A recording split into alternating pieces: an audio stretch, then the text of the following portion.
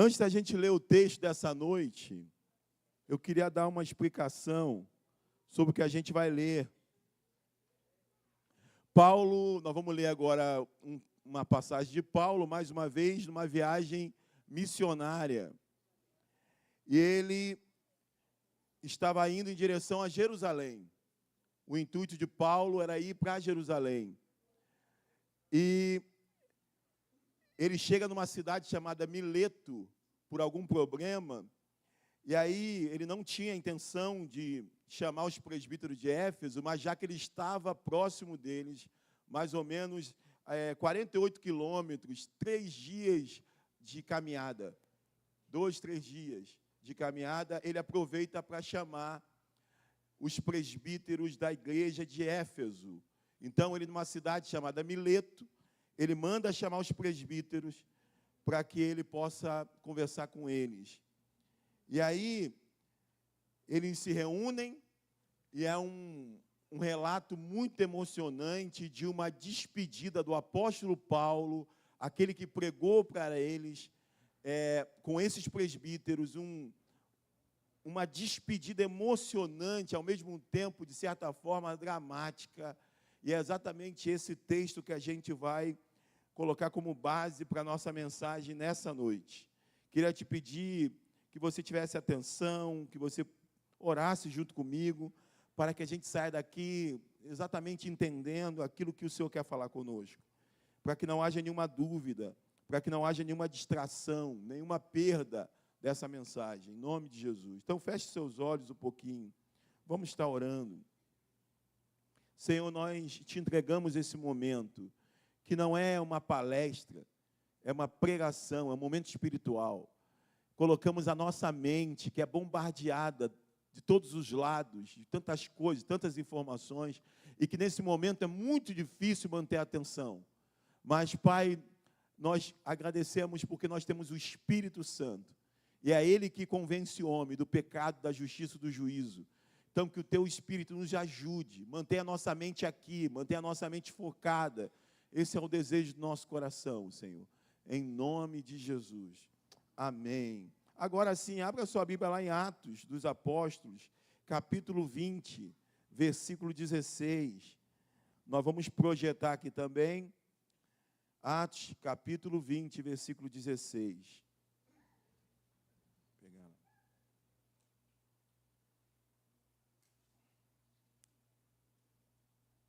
Então, já falamos, o apóstolo Paulo está numa viagem missionária e ele manda de Mileto, uma cidade chamada Mileto, chamar os presbíteros, ou os anciãos, os líderes da igreja de Éfeso, para uma reunião, para uma despedida.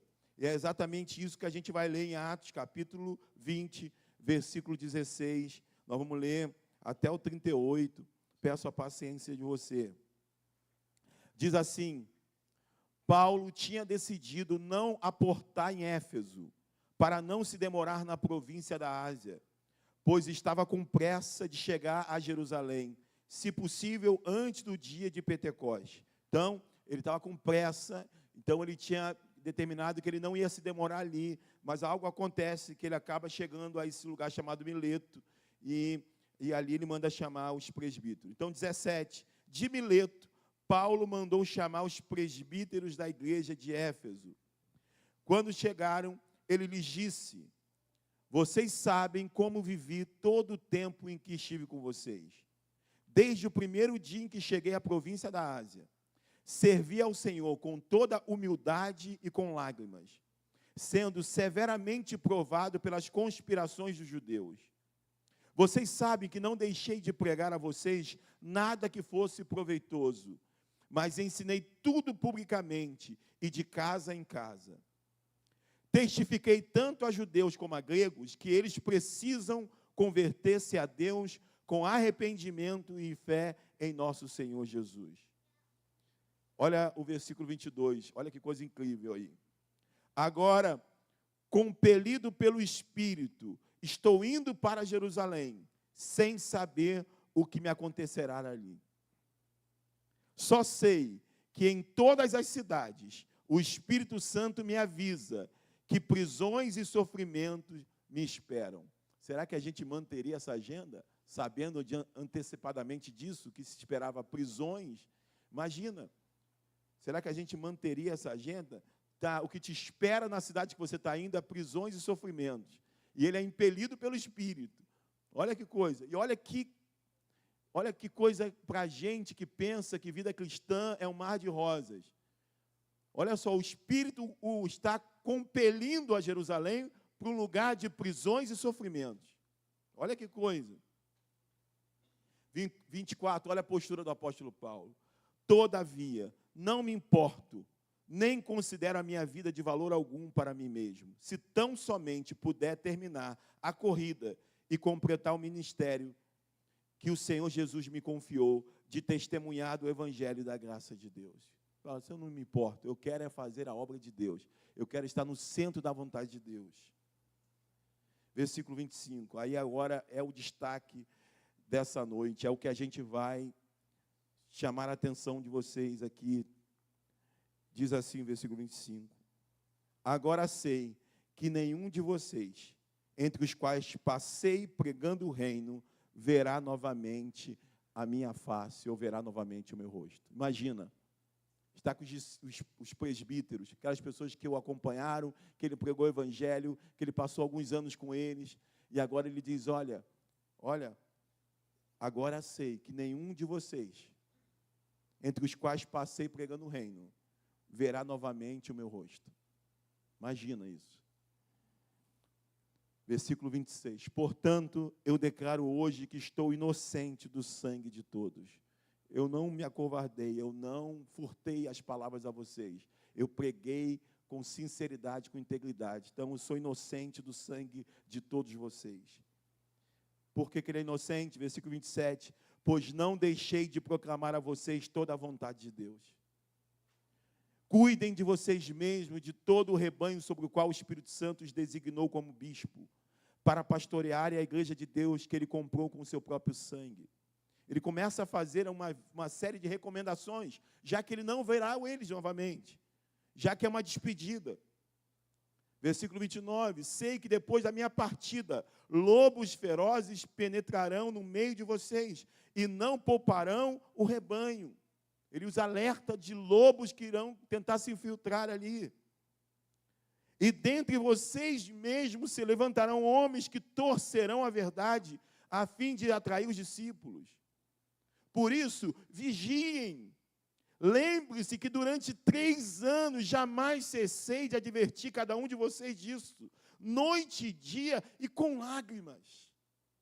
Agora, eu os entrego a Deus e a palavra da sua graça, que pode edificá-los e dar-lhes herança entre todos os que são santificados. Não cobicei a prata, nem o ouro, nem as roupas de ninguém. Olha que coisa linda. Vocês mesmos sabem que estas minhas mãos supriram minhas necessidades e a de meus companheiros. Paulo, enquanto pôde, ele fabricou tendas. Ele trabalhava fabricando tendas. Por isso que esse estudo de hoje, ele falou sobre comparando o corpo como uma tenda, como um tabernáculo, como algo provisório que será revestido de um edifício eterno, glorificado, incorruptível. Porque ele trabalhava com tenda. Coisa tremenda.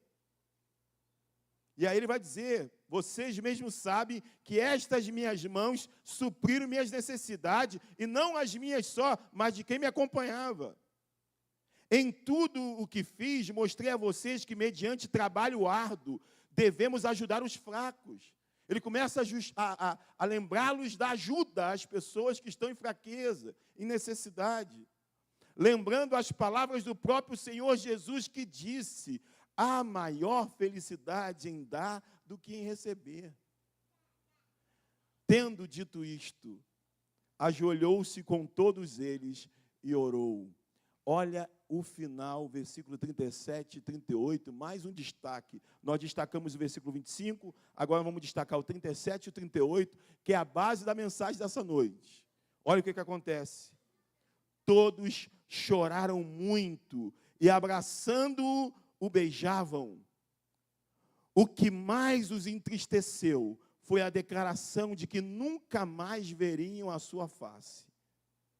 Então o acompanharam até o navio. Que texto, que história, que situação, que cenário, né? E é nisso que a gente vai meditar nessa noite, nesse tema que a gente tem falado aí. E aí eu quero voltar ao início do versículo, ao versículo 25, quando ele diz: agora sei que nenhum de vocês, entre os quais passei pregando o reino, verá novamente a minha face. Eu estava refletindo sobre essa passagem e sobre essa declaração de Paulo aos presbíteros, dizendo: olha, agora eu sei que nenhum de vocês que eu passei pregando o evangelho verá o meu rosto novamente. E eu fiquei pensando que essa informação, ela é velada a nós. Essa informação sobre a nossa vida, sobre o futuro, ela não nos é revelada. Paulo teve essa revelação, mas isso não é comum. Não é comum você saber o dia que a sua senha vai chegar. Isso é algo que nos é oculto, a gente não sabe. Com raríssimas exceções, as pessoas sabem disso. As pessoas sabem mais ou menos que a coisa não está legal. E aí isso chama pacientes em tratamento paliativo. São pessoas que estão com algum tipo de doença e que chegaram a um estágio onde não há mais recursos da medicina. Onde a medicina diz: olha, nós fomos até aqui. E há órgãos, e há setores no INCA, por exemplo, onde tem lá um setor só para tratamento paliativo, para dar uma condição de vida melhor durante o tempo de vida daquela pessoa. Eu não sei se algum de vocês teve alguma experiência dessa, de você estar, conviver com alguém que está dentro desse contexto. Mas, normalmente, essa pessoa, ela tem toda a sua perspectiva de vida mudada. Isso que nos é velado, quando é revelado para uma pessoa, como foi revelado ao apóstolo Paulo: olha, uma coisa eu sei, todos vocês aqui não verão mais meu rosto. Eu estou indo para Jerusalém, o que me espera são prisões, são sofrimentos, e eu não volto mais. Eu estou acabando a carreira. Isso, às vezes, para algumas pessoas, isso é revelado pela situação de saúde. Então, quando eu tive contato com algumas pessoas que estavam vivendo esse drama, toda a perspectiva da pessoa muda. A visão da pessoa muda. O olhar da pessoa muda. A agenda da pessoa muda. As prioridades da pessoa mudam. A pessoa calcula o tempo de uma forma diferente de quem não está dentro dessa realidade. A hora para a pessoa tem um sabor diferente. Os minutos têm um sabor diferente. Os dias têm um sabor diferente. O encontro com a família tem um sabor diferente. Essa pessoa degusta a cada segundo.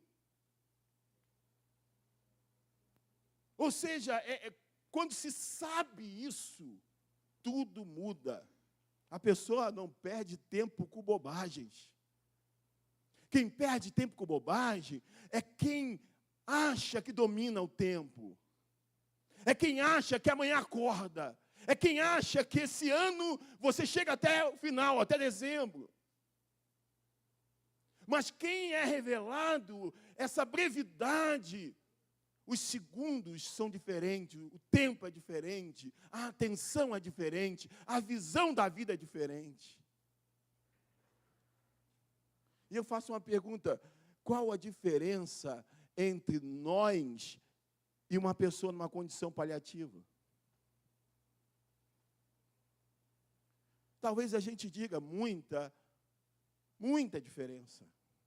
Mas eu digo que é muita e também nenhuma. Porque se tem uma coisa que a Bíblia nos diz é que nós não temos como dominar o tempo, nós não temos como ter garantia do amanhã. Por isso que a nossa garantia do amanhã, ela está em Deus e na esperança de ressurreição, porque nós não temos como garantir para ninguém. Essa semana inteira, esse mês, a diferença entre nós e essas pessoas não é tão grande assim, porque embora não tenhamos um diagnóstico, nós não dominamos o amanhã.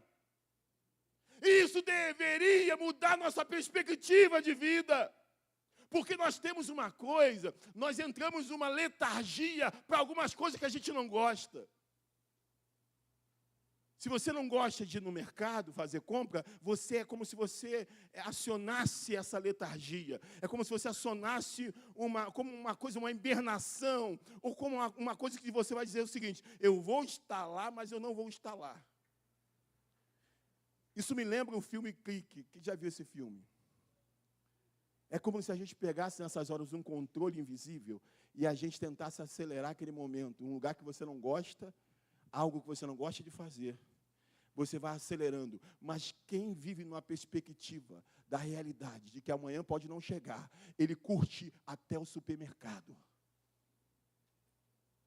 Eu lembro que eu comecei a trabalhar, e eu fui trabalhar numa fábrica de costura. No início eu curtia tudo, porque eu lembro de me ver garoto e falando assim, eu quero ser útil. Eu tinha uma sensação de inutilidade e aquilo me feria. Eu fui estudar à noite e eu passava o dia todo sem fazer nada. E aquilo me machucava, porque eu via meu irmão acordar às 6 horas da manhã. E eu lembro das vezes ele acordar às 6 horas, ele me vê acordado e fala, rapaz, eu estou doido para dormir até tarde, você podendo dormir, você está acordado essa hora. Mas por quê? Eu ficava constrangido de ver ele levantando, minha irmã Rosemary, que trabalhou cedo, levantando, e eu em casa. Então, por várias vezes eu me via querendo ser útil. Eu lembro de me ver num lugar que não existe, mas eu pensava de numa fábrica, nem que fosse condicionando caixas. Eu quero fazer qualquer coisa, eu quero ser útil. E uma vez que eu consegui o trabalho, eu fiquei todo bobo. Passou um mês, e era aquela época de você receber envelope pardo. Você recebia dentro do envelope. Quem pegou essa época aí? Não sou eu que sou barba branca não, né? Não tinha negócio de receber em conta, era no envelope. Chamava, a gente saía com o envelope, eu todo bobo, novo, primeiro salário. Aí ficava conferindo. Ele não pagou não pagou hora extra, aí começava a confusão estava armada. E eu lembro que depois de um tempo, sabe o que eu fazia? Eu pegava, eu comecei a trabalhar arrebitando, calça jeans, botando rebite. Aí eu tinha lá minha mesa, eu ficava com tanto mau humor, e a sensação de que a hora não passava, que eu escrevia os horários. Eu chegava assim, eu pego 7 da manhã. Eu boto 7, 8, 9, 10. Eu botava o horário todo. E eu ia arriscando. Hora, Pedro, é isso mesmo, Pedro. Eu ia arriscando hora por hora. Opa, já é 10. Já é 11. Eu desejava que aquela hora voasse. O dia todo nisso, riscando. Opa, mais uma hora. O que aconteceu? Parece que voltou atrás. Ué, eu marquei errado. Tem horas que a gente vive assim. Tem horas que a gente vive assim. Nós temos que começar a ter essa ideia de que uma oportunidade é uma oportunidade. Um dia é um dia. Você é motorista de Uber, você pegou um passageiro, essa é uma oportunidade que você tem de conhecer alguém, de tratar alguém bem. Nós chamamos um motorista de Uber para a tia Carla. Há um tempo atrás, o motorista veio. Você tem que ver o mau humor. Quando ele viu a tia Carla carregar a Bia no colo, né, para sentar, ele, ué, isso é um time de futebol? Aí eu não vou levar, não. Aí eu olhei e falei, meu irmão, pode ir, meu irmão, fica em paz, pode ir, sai. A tia Carla teve que pegar a Bia, sair do carro. Porque às vezes a gente pensa que é só o dinheiro, que é só R$12 aquela corrida. Não é só aquilo. Por isso que se eu tiver que deixar uma moça desmaiada, E eu tentei ligar para o irmão, não tentei, mas agora a tua missão é essa, rapaz. A tua missão é essa, rapaz. Esquece os 7, os 10 reais, os 20 reais, os 30 reais. A tua missão é cuidar dessa jovem, é levar ao hospital. Porque a vida é muito mais do que uma obrigação que eu tenho que fazer. Nós temos que começar a sentir o gosto das coisas. E não achar que dominamos, e porque dominamos, esbanjamos o tempo. Como se dominássemos o amanhã. Mas para esse paciente, tudo tem sabor. Tudo tem gosto. Lembra da parábola do rico insensato? O rico insensato, aconteceu isso com ele. O cara ganhou na loteria, porque o que ele plantou germinou de uma maneira que ninguém imaginava. Aquilo foi tão próspero, que ele olhou assim e falou assim, já sei, vou aproveitar isso, essa grande colheita, vou construir celeiros, vários celeiros maiores, vou depositar todos os grãos nos celeiros, e agora eu vou me aposentar. E ele diz assim, alma, deleite-te, goza a vida, viva a vida. Esse rico insensato estava em tratamento paliativo? Não. Mas diz que ele estava saudável no melhor momento da sua vida. E aí, quando ele disse, agora eu vou curtir, ele ouve uma voz que diz, louco, esta noite pedirão a tua alma, e o que você tem, para quem será? Ou seja, irmãos, nós temos que sair dessa ideia de controle. E saindo da ideia de controle, nós temos que entrar no lugar de aproveitar, de viver e de submeter à vontade soberana de Deus na nossa vida.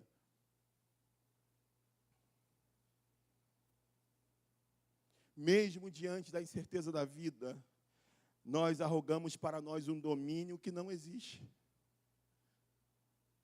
Nós dizemos, não, eu não sou como esse paciente.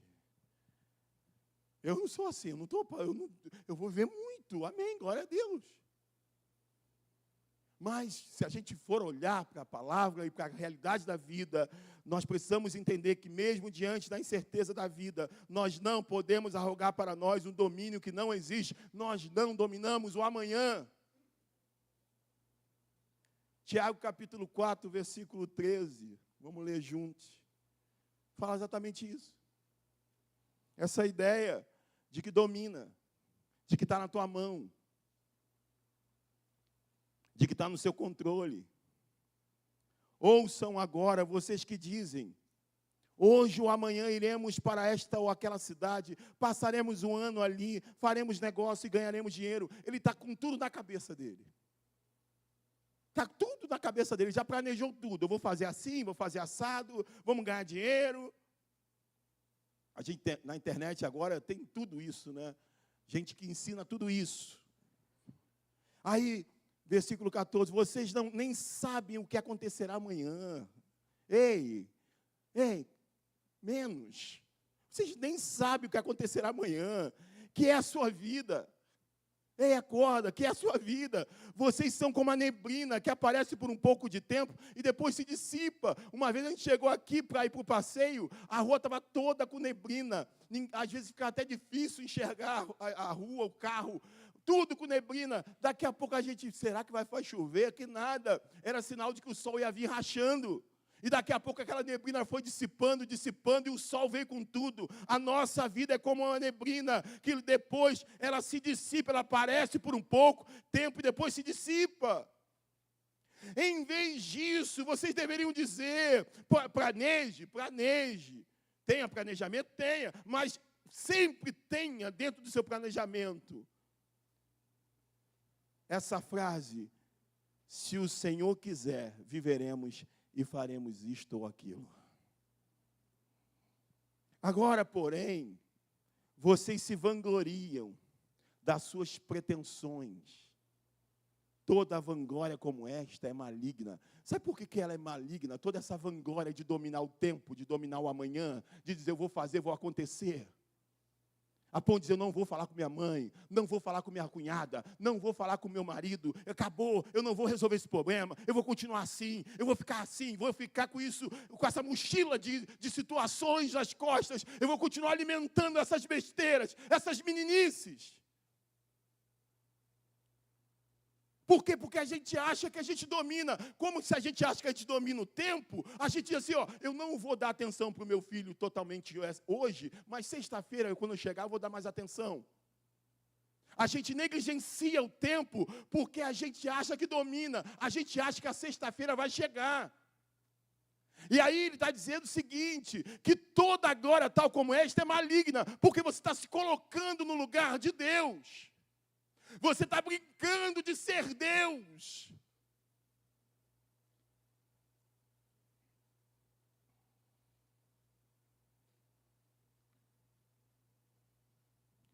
Ainda assim, arrogamos para nós uma certeza do amanhã que nos faz negligenciar vários momentos da nossa vida. A gente negligencia vários momentos porque a gente pensa que temos o controle.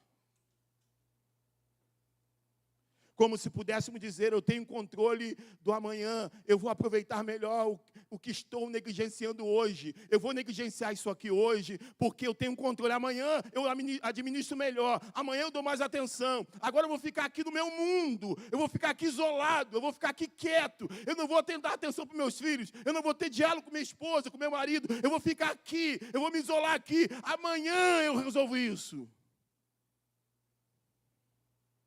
Porque eu acho que eu tenho controle. Aí assumimos aquele estado de letargia. Faz as coisas, mas faz sem sabor. Faz as coisas, mas faz com cara feia. Faz as coisas, mas não tem sorriso. Faz as coisas, mas não curte. Faz as coisas, mas só reclama. Faz as coisas, mas não vive aquelas coisas que está vivendo. Vive sem viver.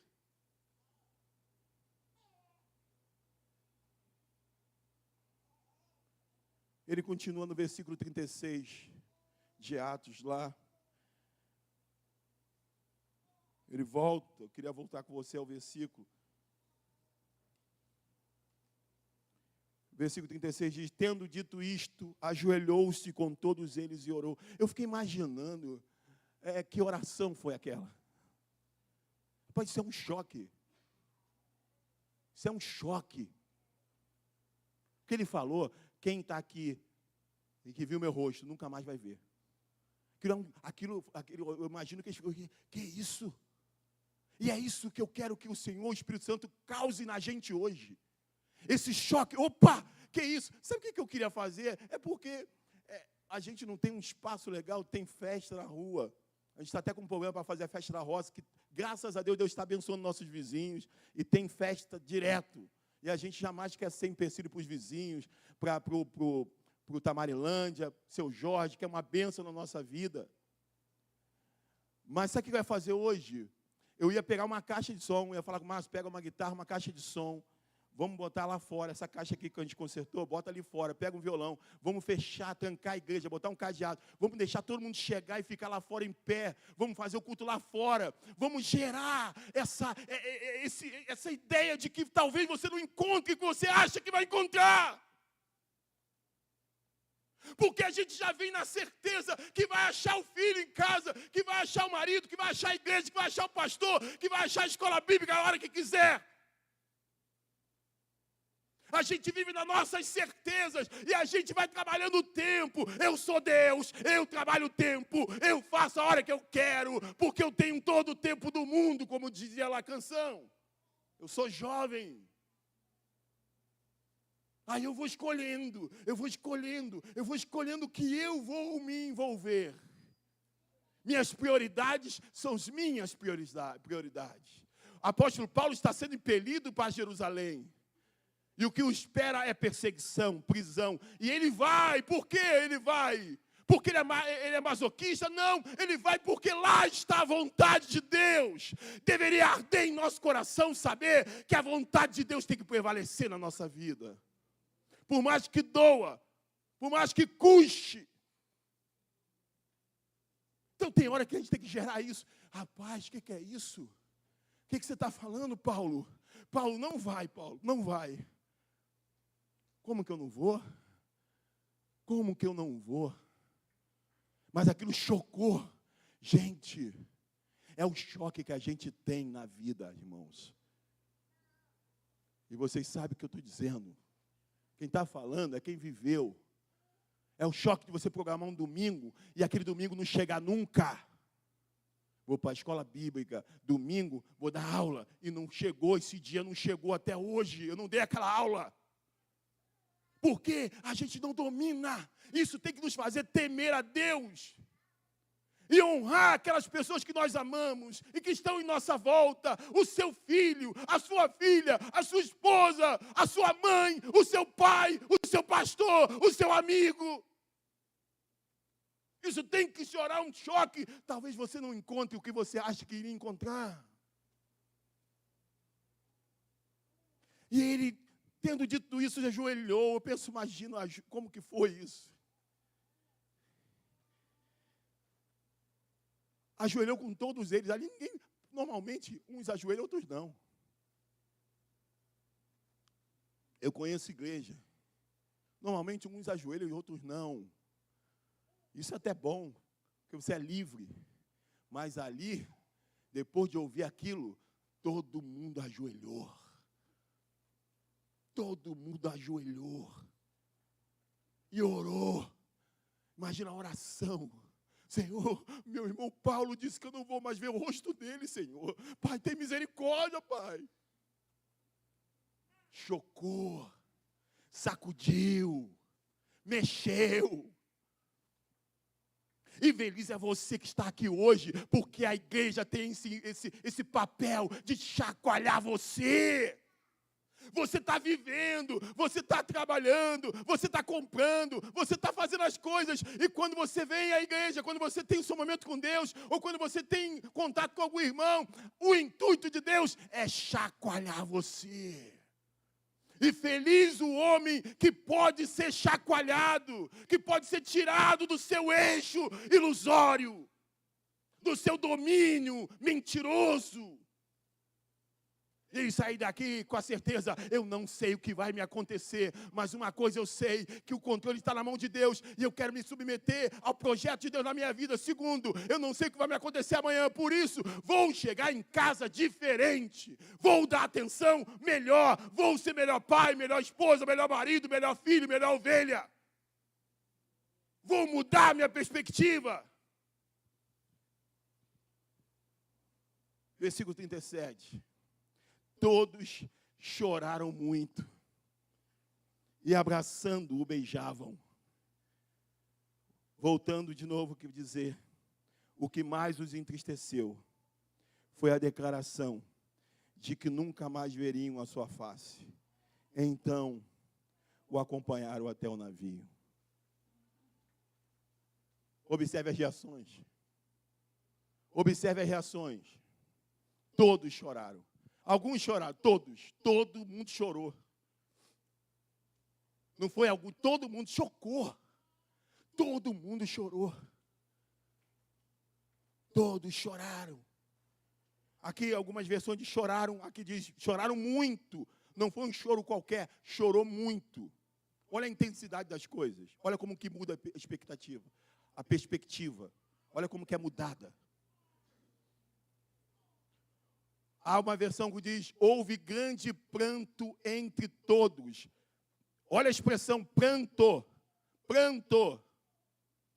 Não é um choro só, é um pranto entre todos. Há uma versão que diz, derramaram-se em lágrimas. Olha o abraço, abraçando. Outra versão diz, lançaram-se ao pescoço de Paulo. Eles lançaram-se ao pescoço de Paulo. Eu imagino homens abraçados, uma roda em torno de Paulo, abraçando, chorando. Olha o que diz, o beijavam. Olha que interessante, não beijaram, o beijavam. Não era só um beijo, eram vários beijos. O beijavam. Paulo, eu te amo. Paulo, eu te amo. Paulo, obrigado por trazer o evangelho para nós. Obrigado por nos pregar o evangelho. Paulo, que Deus te abençoe. Paulo, nós te amamos. A perspectiva muda, irmãos, quando nos é informado da brevidade da vida. O choro não era simplesmente um choro, mas um pranto. O abraço não era simplesmente um abraço, mas se lançar no pescoço. O beijo não era simplesmente um beijo, mas uma sucessão de beijos. Irmãos, quantas vezes a gente entra aqui como se estivesse entrando em qualquer lugar, nesse modo letárgico. Quantas vezes a gente entra aqui com mais um dia. Lá em Malaquias, capítulo 1, versículo 12 e 13, a igreja estava vivendo isso. A igreja, no contexto judaico, lá de sacrifício, que era antes de Cristo, tinha todo o cerimonial, e olha o que eles estavam vivendo, Malaquias capítulo 1, versículo 12 e 13. Olha que estado letárgico eles estavam vivendo. Despreocupado, egoísta. Olha o que diz: mas vocês o profanam ao dizerem que a mesa do Senhor é imunda, que a sua comida é desprezível. Olha só as expressões pesadas sobre aquilo que se faz em culto. Por que é desprezível? Pela minha postura diante do que eu estou oferecendo, pela minha maneira de me arrumar em casa, pelo horário que eu chego, pela disposição do meu coração, porque uma coisa é certa, eu já me apaixonei e continuo apaixonado. Mas eu digo para você, quando eu ia estudar lá no Padre Manuel da Nóbrega, lá no Coroado, que eu estava entrando no colégio, às vezes antes de entrar no colégio alguém gritava, não vai ter aula, está sem água no colégio. Eu já dava meia volta, partia para casa de bicicleta, tomava um banho de perfume e partia para Niterói, para a Ilha da Conceição, porque eu estava apaixonado e ainda continuo. Eu sou capaz de pedalar de novo 20, 30 minutos para ver, porque eu amo. E muitas vezes já falei para vocês que eu chegava lá e não encontrava ela, porque ela estava tendo aula. E eu ficava ali, mas eu voltava para casa, pedalando mais 20 e poucos minutos, mas eu voltava rindo, porque eu estava respirando o ar do mesmo bairro que ela, pelo menos. Aí o que a gente faz? Se arruma para a igreja. Se arruma, meninas. Tá. Se arruma. Sei não sei se eu vou não. Fulano, sei não, acho que hoje não. Tem alguém que acorda cedo para preparar a aula, a gente despreza aquele professor, aquele que se preparou, aquele que estudou, aquele que veio, aquele que vem, que se dedica, a gente trata como nada. Quem ama, quem é apaixonado, chega o primeiro a chegar. Quando o Gustavo vai lá no quintal, o cheiro do Gustavo toma o quintal todo. Apaixonado. O olho brilha. Uma vez eu, todo arrumado para namorar, todo arrumado, rapaz. Caiu esse temporal que enche tudo. Aí eu fiquei assim, gente, que vergonha que vai ser eu ir lá para a casa dela assim. Aí já é demais. Aí também. Aí eu, não, trabalhei a semana toda, chega sábado, chove. Não, Senhor, eu vou assim mesmo. Aí, agora com vergonha da minha mãe. Aí eu estou me arrumando escondido, Luciano. Daqui a pouco a mamãe, ei, você vai para a ilha com essa chuva. Aí eu, poxa, tudo que eu não queria ouvir, rapaz. Outro drama, dinheiro de passagem, não tinha. Fulano, dá um dinheiro aí, cara. Pô, você vai com essa chuva? Não tem nem ônibus. Rapaz, eu cheguei na ilha, gente. Cheguei todo molhado, mas cheguei. Quando eu cheguei lá, subindo o morro, água, cachoeira. Molhando tudo, meia tudo. Aí eu comecei a ficar com mais vergonha. Quando cheguei perto da casa dela, estou ouvindo a voz da irmã dela, Isabel, minha cunhada. Isabel está aí. Isabel já estava casada, morando com o Sérgio, tudo. E eu vi que Isabel estava lá. Aí a vergonha aumentou. Imagina que Isabel me fez chegar todo molhado. Isabel falou, ei, que doido é esse aí? Gente, voltei. Aí a minha sorte era Luciano. Aí, Luciano, vou ficar aí na tua casa. Luciano, mora, ficar por aqui, cara. Hoje não deu, não. Apaixonado, gente. Gente, chega cedo. Tem interesse. Se envolva. Pergunta. monte. Ah, pastor, mas Deus não habita em templo. Realmente não habita mesmo, não. Você é o templo do Espírito Santo. Só que a sua relação com a igreja local demonstra qual a tua relação com Ele. Porque toda a nossa relação com Deus, ela tem a ver com a relação humana. Porque Ele vai dizer, se você diz que ama a Deus e odeia o seu irmão, você é mentiroso. Toda a relação com Deus passa pela relação com o teu irmão, com a tua esposa, com o teu marido, com a tua igreja local.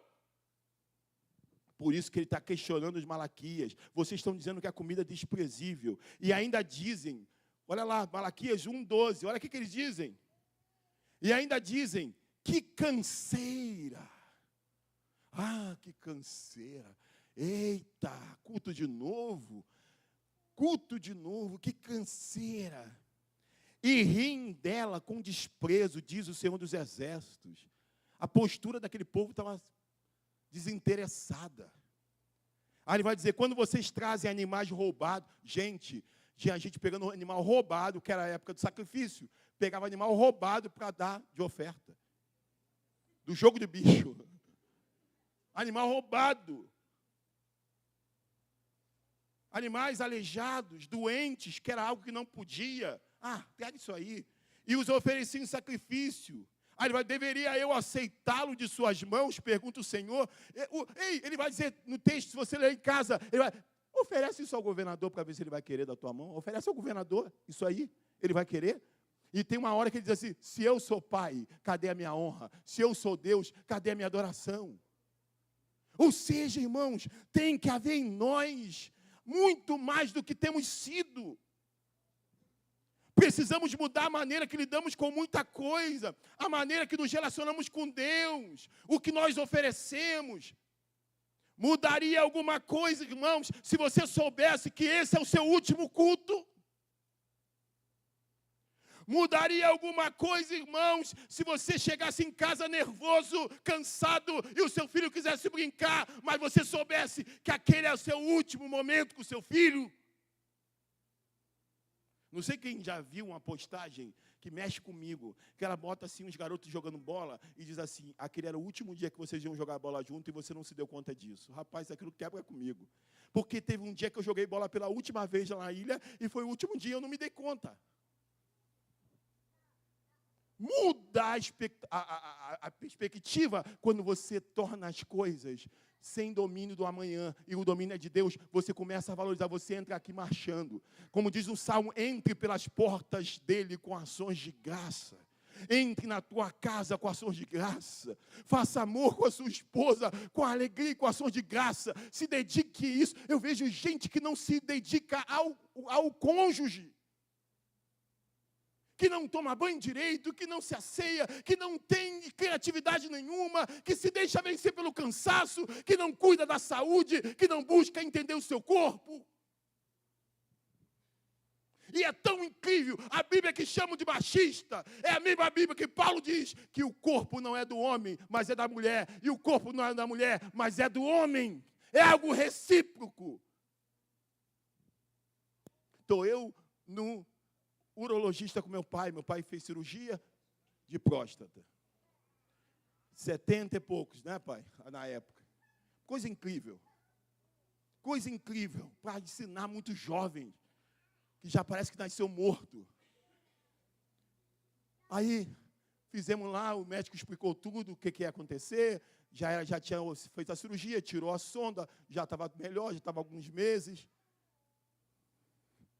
E aí nós levantamos, pegamos a receita, e meu pai fez assim para mim, fala com ele. Aí eu, pai, o que foi, pai? Fala com ele aquilo que eu te falei. Aí eu, doutor, doutor, desculpa, já esquecendo, meu pai ainda namora, doutor. E meu pai quer saber como que vai ser essa questão e tal. Cara, achei aquilo tão legal, achei aquilo tão incrível.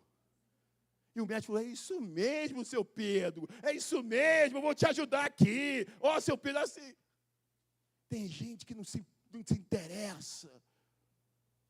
Na vida, no céu não se casa, nem se dá em casamento. Se você conhece casamento, é só aqui, irmãos.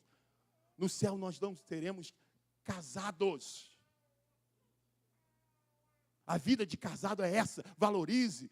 se destaque, se dedique, seja criativo, viva intensamente. Eu vejo casais que eu conheço há 20 anos brigando, 20, 30 anos brigando, perdendo o melhor tempo de suas vidas por nada. Meu irmão, estou doido para ir para Petrópolis. Eu estava vendo hotel em Petrópolis. Elias, vamos fugir aí, Elias. Vamos para lá. Tem um restaurante do lado com as comidas. Cara, que comida. Cara, camarão, negócio, camarão na moringa, sei lá o que é moranga. Eu só sei que eu quero é comer. Sabe, a gente tem que viver, irmãos. A gente tem que viver. Que hoje você sai daqui interessado em revolucionar a sua casa, o seu quarto, a sua relação com seus filhos. Pais, eu sou apaixonado pelas minhas filhas. Eu sou apaixonado, toda hora sou babão, toda hora eu te amo, toda hora colocando para cima, você é linda, você é, falaram assim, o Rayan falou, pô pastor, ainda bem que elas puxaram a sua esposa.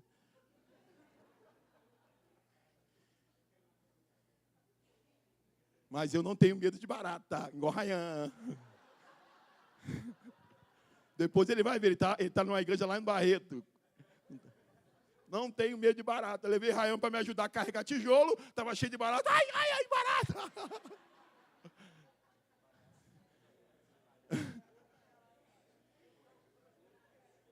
Sabe, irmãos, quantas vezes você briga com seu filho?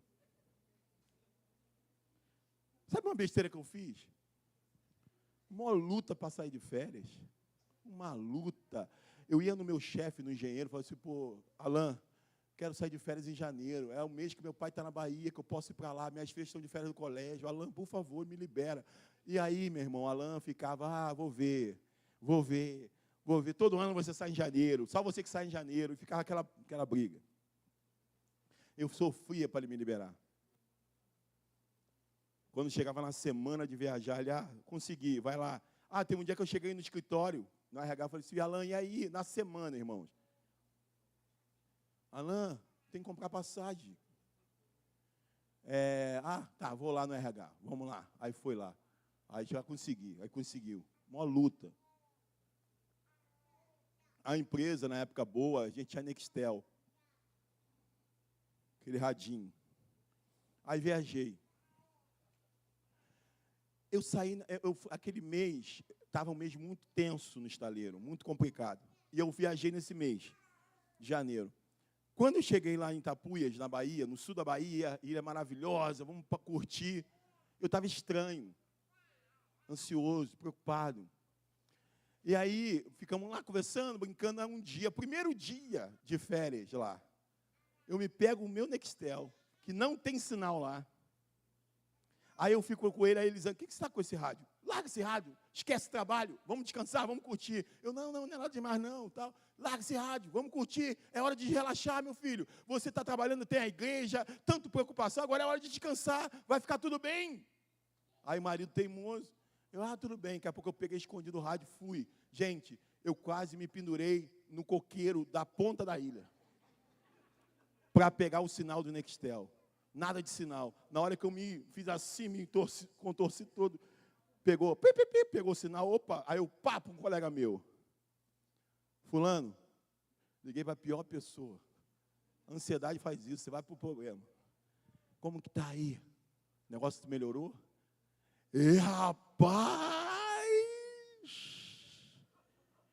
o bicho está pegando no teu setor.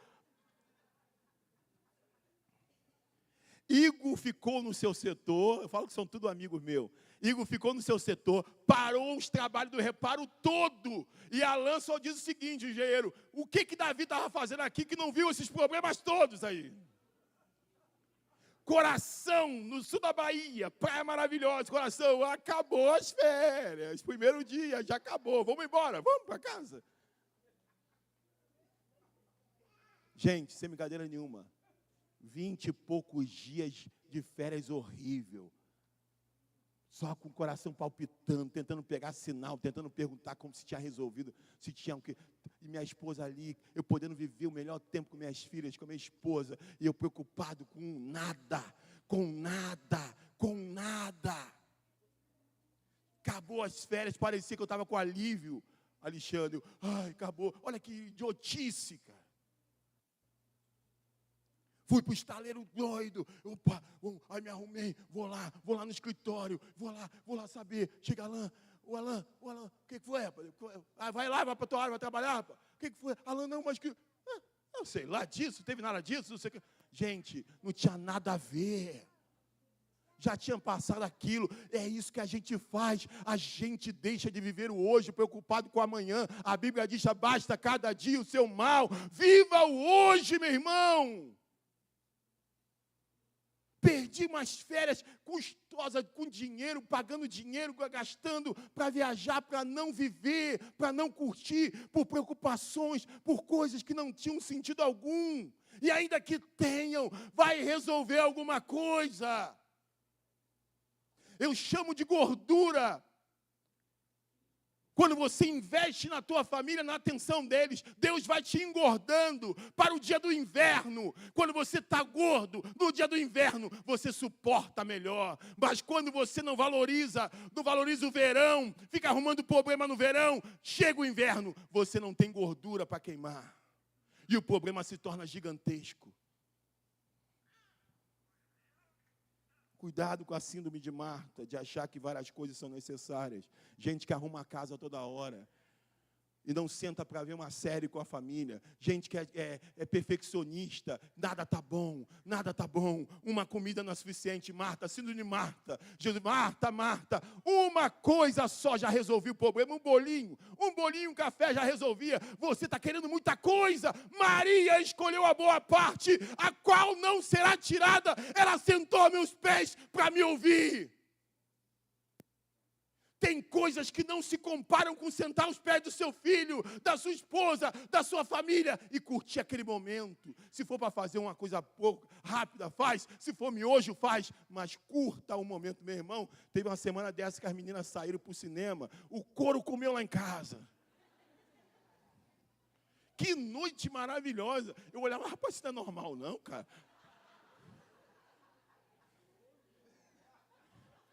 Nós estamos em que ano? Nem sei mais. 23 anos de casado, desse jeito, rapaz. E eu, quando casei, preocupado se eu ia enjoar.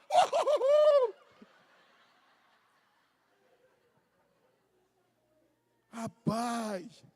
Milena, tem que ter filme, Milena. Tem que ter filme, Mariana. Bastante filme, pode ser da Barbie, tá bom. Rapaz, hoje é meu aniversário, gente. Quando é meu aniversário? Eu chego em casa hoje, minha irmã, ei, fica aí, parou. Meu cunhado, todo bobo, parou, fica aí. Otávio Conte, parou, fica aí, não sai daí. Aí, ué, estranho. Foram lá dentro, tá mexendo, e eu ali, coração ansioso. Daqui a pouco vem ela com um pudim e uma caneca do Flamengo. Um presente para você. Nós estamos dando um presente para a família. Não sei como que é o nome. Presente de café, sei lá o nome que ela inventou lá. Ela vai dando para todo mundo. Essa vez é de vocês. Um pudim lindo e uma caneca do Flamengo. E eu falei o seguinte. Não tem presente melhor do que o presente que não é um dia especial. É um dia qualquer. E a pessoa te presenteia. Sabe por quê? Você é impactado pela surpresa. Irmã Miriam saiu daqui hoje da escola bíblica, que foi algo tão tremendo. Saiu daqui cheio do Espírito Santo. E ela encontrou uma pessoa numa loja, junto com Sheila, e ela começou a falar de Jesus para aquela senhora. Ei, você conhece Jesus? A mulher, não conheço não. Eu conheci Jesus há tantos anos atrás, ele me libertou, e começou, daqui a pouco a senhora está começando a chorar, e ela profetizando na vida da senhora. É isso que o Senhor está dizendo, transforme um dia no dia. Eu lembro que eu ia para o mercado com cara feia, eu lembro que eu no mercado não falava com ninguém. Gente, agora eu faço uma bagunça no mercado. Eu puxo conversa com caixa. No outro dia eu fui para o mercado, e ela embarca na minha. No outro dia eu fui sozinha, ela, cadê a sua esposa? Cadê ela? Já até conhece. Por quê? Porque a gente tem que entender que cada oportunidade é única. Porque eles viram que eles não iriam ver Paulo mais. Está Igor ministrando louvor aqui. A gente fez uma escala, aí uma quinta-feira foi o Igor. Tem coisa mais bonita de ver Jéssica com a Laura? Eu acertei o nome, né? Eu fico, muita criança. Aí chega a Jéssica com a Laura e Igor. Aí Igor ministrando. A gente fica nervoso. Uma coisa é você ministrar com todo mundo, uma coisa é você ministrar sozinho.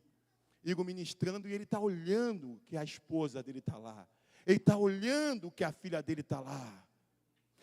A minha esposa foi pregar no Boa Vista. Eu fui com ela está olhando que eu estou ali. Eu fui pregar no Boa Vista agora, sexta-feira, preocupado, nervoso, o que eu vou pregar? Aniversário da igreja, 57 anos. E aí, eu olhando, está lá minha esposa, está lá minha mãe, está lá meu pai, está lá Anne, está lá Suzy, está lá Rafael, Sheila, está lá Tayane.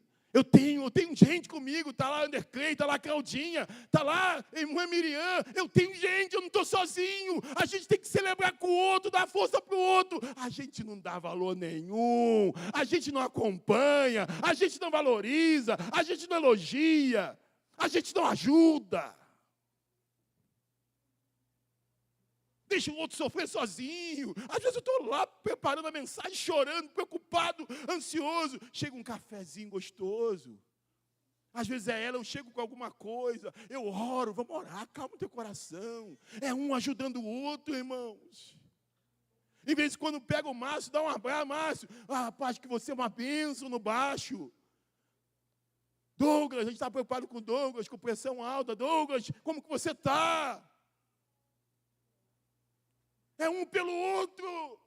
É um pelo outro. Não é utilizar, não é usar, mas é conviver, é encorajar. Precisamos aprender a valorizar as conquistas, os desafios do outro. Precisamos viver o momento. Esses momentos não voltam. E eu termino abrindo meu coração para você enquanto o pessoal do louvor sobe. Já falei muito. Eu estava procurando uma poesia para falar que tivesse a ver com esse tema. E se fosse a última vez, achei poesias. Achei poesias lindas. Copiei e colei.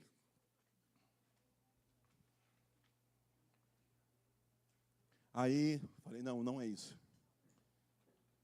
Eu quero botar o meu coração nesse papel.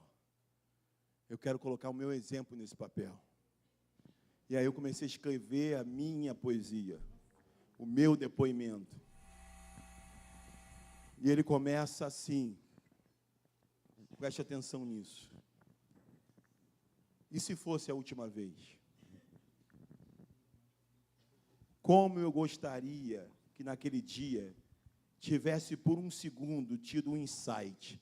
Insight é uma ideia, é uma iluminação, é algo que vem na sua mente.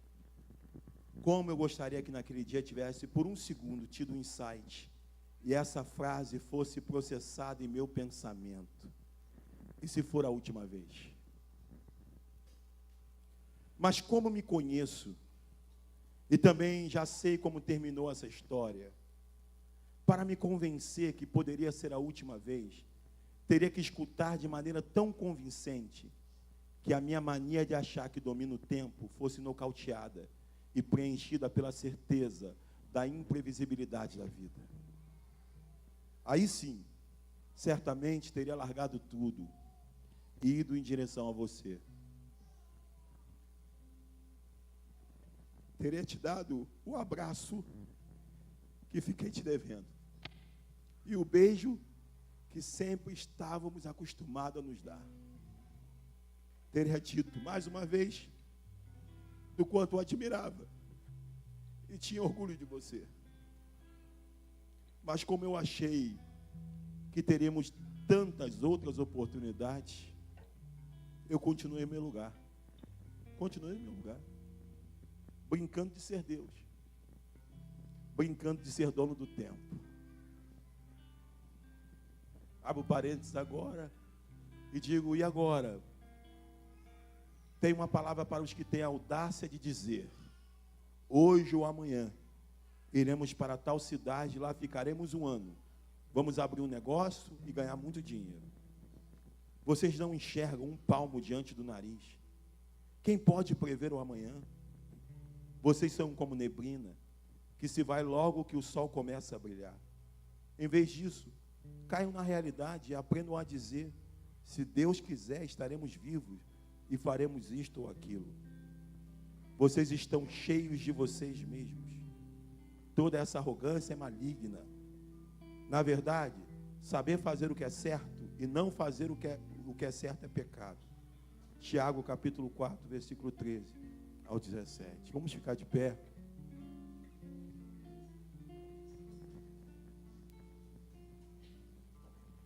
Interessante que eu, escrevendo isso, eu lembrei daquele dia. E eu lembrei que eu fiquei lutando contra a minha rotina, contra o que eu estava fazendo. Não era nada demais o que eu estava fazendo. Mas eu fiquei ali naquela briga, e eu sabia que meu irmão estava lá no quintal. E eu fiquei naquela briga e pensando, depois eu vou, outro dia ele volta, eu falo com ele. Depois de muita insistência, me sentindo até meio sem graça, porque ele tinha voltado de viagem, e eu deveria ir lá.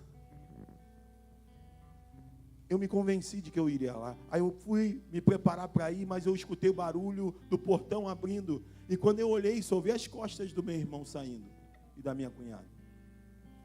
E ali eu me convenci, depois a gente se vê. Depois a gente se fala. Vamos ter muitas oportunidades. Eu não quero com isso gerar em você uma pressão psicológica, embora já tenha gerado. Porque eu sei que pressão psicológica dura até você sair dessa porta para fora, ou um mês, ou uma semana, ou algumas horas. Eu quero pedir ao Espírito Santo de Deus, que Ele venha sobre nós, nos fazendo entender o que nós temos, o que Ele nos deu, seja uma escola bíblica dominical, seja o que for, que a gente entenda que isso é dádiva, que isso é algo dado de uma maneira que muita gente sofreu para que isso fosse uma realidade. Hoje eu soube da notícia de 3 jovens da Jocum, que depois a gente vai dar o nome, vamos mandar por mensagem para que vocês orem pela família. 3 jovens da Jocum morreram num acidente de carro. Tinham 5, 2 sobreviveram, 2 jovens sobreviveram, 3, um rapaz, acho que 2 meninas morreram. São do mesmo trabalho do Augusto Bueno, da Jocum. E eles estavam numa empreitada para traduzir a Bíblia para povos não alcançados. Eles estavam indo para um curso onde eles vão aprender a traduzir a Bíblia para uma língua de povos não alcançados, que não falam português. Eles estavam imbuídos nesse projeto e morreram. Sabe? E eu fui vendo nos comentários as pessoas dizendo, morreram no propósito de servir a Deus. Morreram doando as suas vidas, se arriscando pelo propósito de serem instrumentos de Deus. Irmãos, eu sei que a vida da comunidade, a vida da igreja, ela é árdua e às vezes ela é comprometedora, ela compromete sua renda, ela compromete seu tempo, ela compromete às vezes sua saúde, porque você começa a se envolver com pessoas. E eu lembro que meu pai dizia, meu Deus, por que a gente conhece tanta pessoa? Mais uma pessoa que a gente ama, quanto mais a gente conhece, mais a gente ama, e tudo que acontecer com elas afeta a gente. Mas isso é a realidade de quem quer ter seu corpo gasto pela obra do Evangelho. Muitas vezes a gente se recua, muitas vezes a gente não se coloca, porque a gente não quer se gastar, porque a gente não quer ter essas implicações que envolvem a vida em comunidade. Mas eu quero dizer para você que o apóstolo Paulo disse, mesmo que me esperem prisões, mesmo que me espere sofrimento, o Espírito Santo está impelindo para ir, e eu vou. Irmãos, deixe o Espírito Santo impelir você. Se Ele está dizendo para você, para se doar, para sentar com uma irmã, bater um papo, para ouvir algo que é pesado de ouvir, mas pelo menos você tirou o peso dela, você foi alguém para consolar, você foi alguém para ouvir. Faça isso. Saia de dentro das suas quatro paredes. Você está focado nos seus filhos, você está focado no seu trabalho, você está focado no seu próprio umbigo. Deus está te chamando para sair, e quando você sair, aqueles problemas da sua casa se tornarão pequenos. Quando você começar a se envolver com pessoas, começar a ajudar pessoas, começar a se colocar. Eu queria muito que essa noite a gente tivesse nossos olhos abertos de uma maneira totalmente nova. Meu pai me ensina muito. Tem hora que eu estou desanimado, estou todo assim.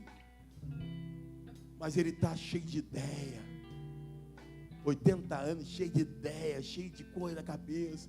Daqui a pouco ele, Davi, filho, olha lá fora.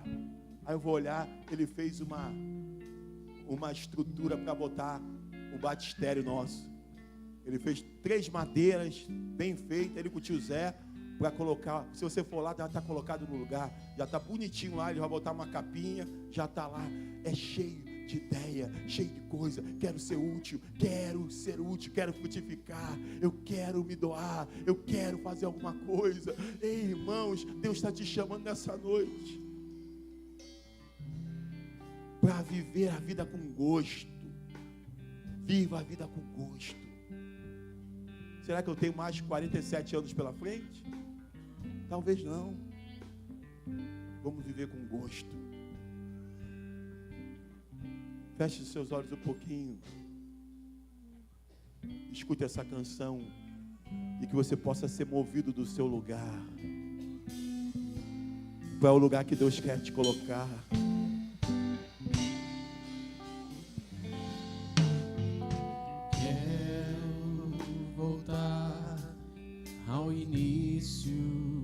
De tudo, encontrar-me contigo, Senhor. Reveja valores, conceitos, posições, rotinas, manias. Eu quero reconstruir.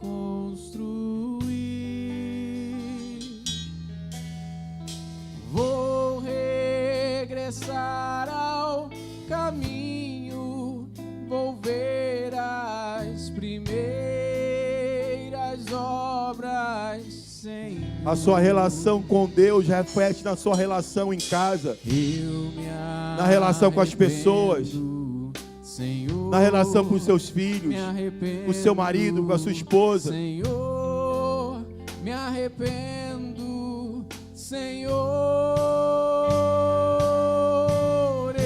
Quero voltar ao primeiro amor, ao primeiro amor.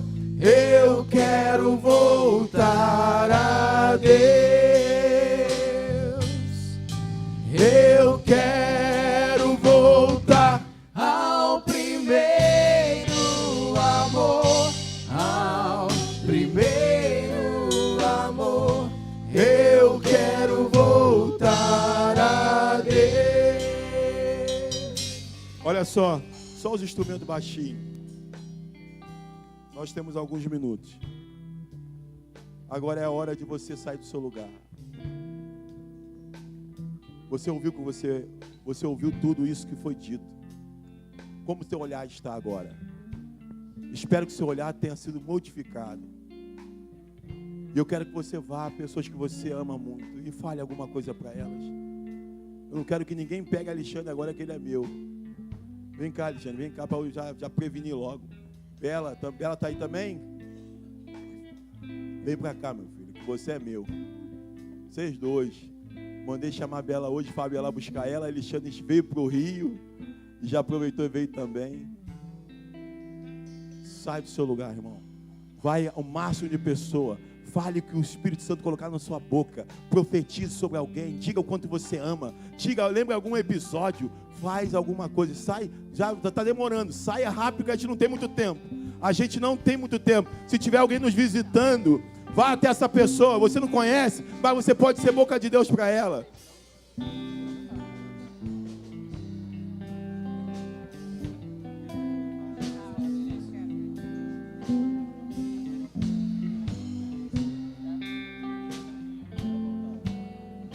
Quero voltar ao início de tudo, encontrar-me contigo, Senhor.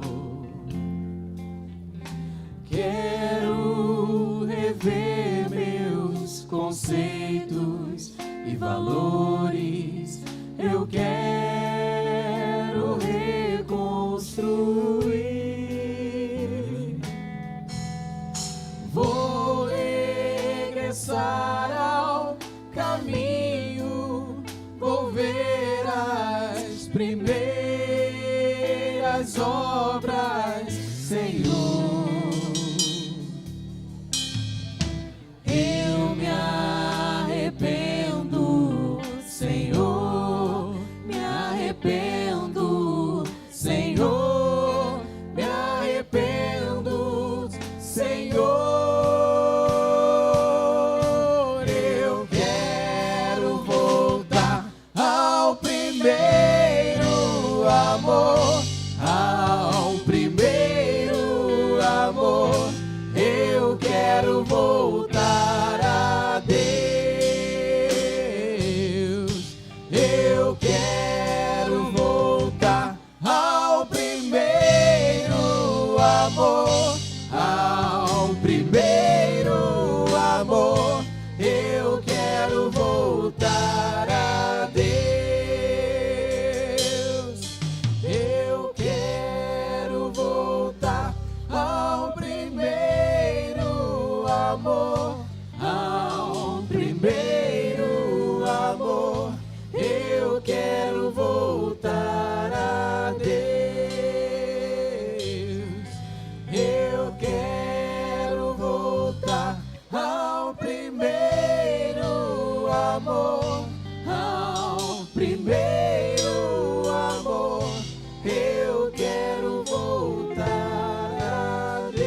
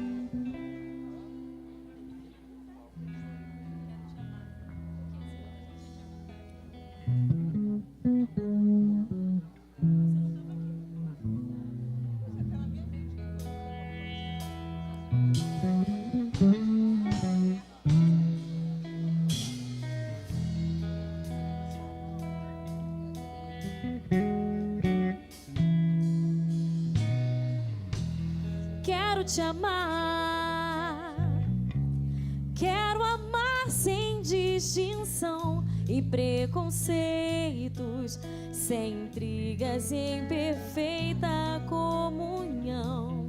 E viver o amor, pois só Ele é capaz de esperar e compreender e cobrir imperfeições. Quero andar lado a lado com você e na angústia verdadeiramente ser o seu irmão.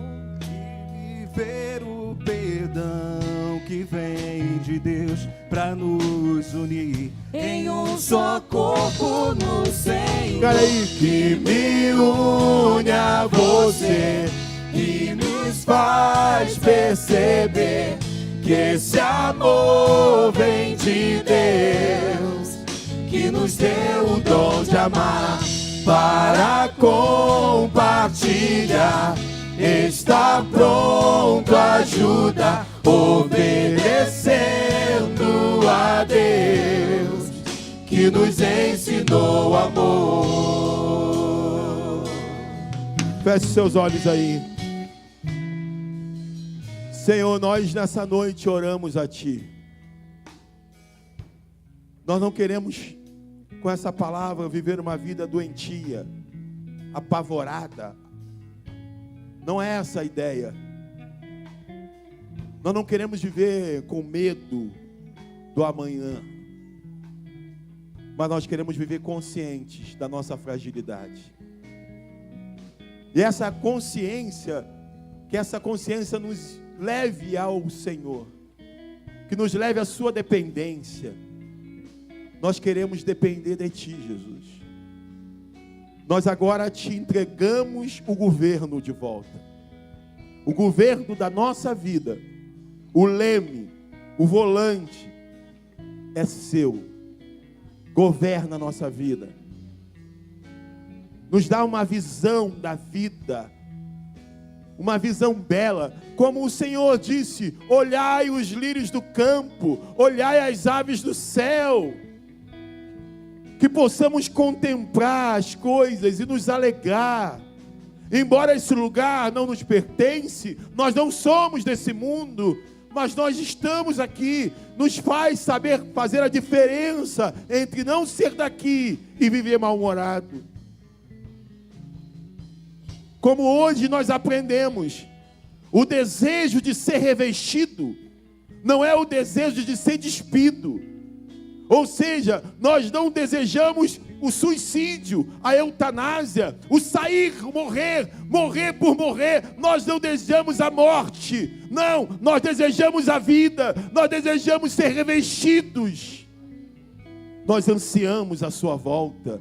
Maranata, ora vem, Senhor Jesus. É isso que nós desejamos. Então, no tempo que nós estivermos aqui, que a gente viva uma vida que vale a pena. Essa é a nossa oração, Jesus. Amém. Você pode dizer amém aí? Amém. Senta um pouquinho, já estamos terminando.